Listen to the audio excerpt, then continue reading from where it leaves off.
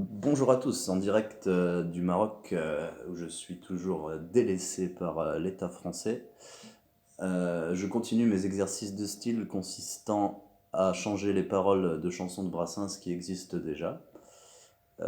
Pour ceux qui ne connaîtraient pas Brassens, c'est pas un problème, vous pouvez quand même écouter cette chanson, mais je vous conseille plutôt d'aller découvrir Brassens, vous avez le temps, et franchement c'est pas mal. Voilà, dans celle-là j'essaye de me prendre pour Emmanuel Macron. Un virus émanant de Chine pourrait nous faire courber les chines. J'entends leurs discours inquiétants, ce ne sont que des charlatans.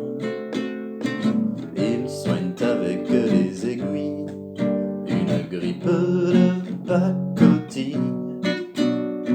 Jamais l'Europe ne subira, pas un Français n'en pâtira. Préparons les municipales, j'en vois qui pour la capitale.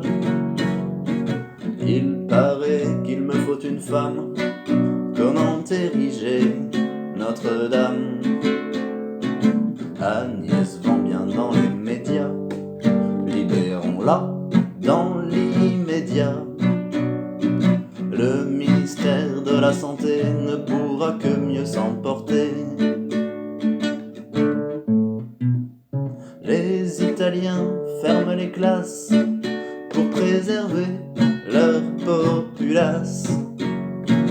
Les Transalpins sont à genoux, ça n'arrivera jamais chez nous.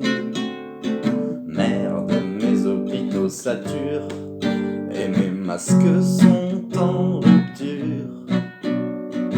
Comme je n'ai rien anticipé, mon pays est sous-équipé.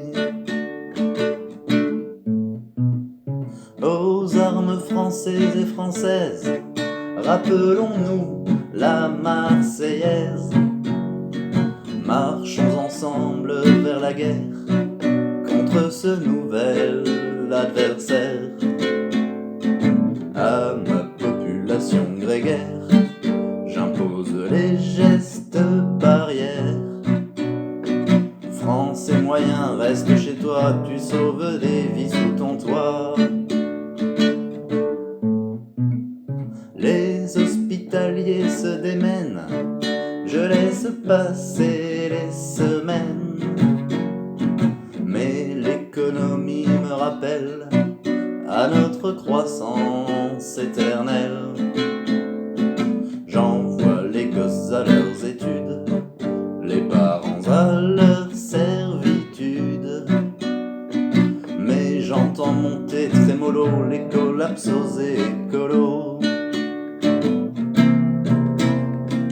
Tout doit changer sur la planète, moi le premier, pour être honnête. Quittant mon cercle de nantis, devant vous je me repentis. Partageant vos questionnements dans un suprême boniment, je me découvre enfin social devant ce contexte crucial. La guerre me tiendra 2 ans, qui tasseront mes opposants. Puis les urnes pourront s'ouvrir et je me verrai réélire. Ce serait sans doute mentir, par omission de ne pas dire que parfois je n'aime pas voir ce que reflète mon miroir.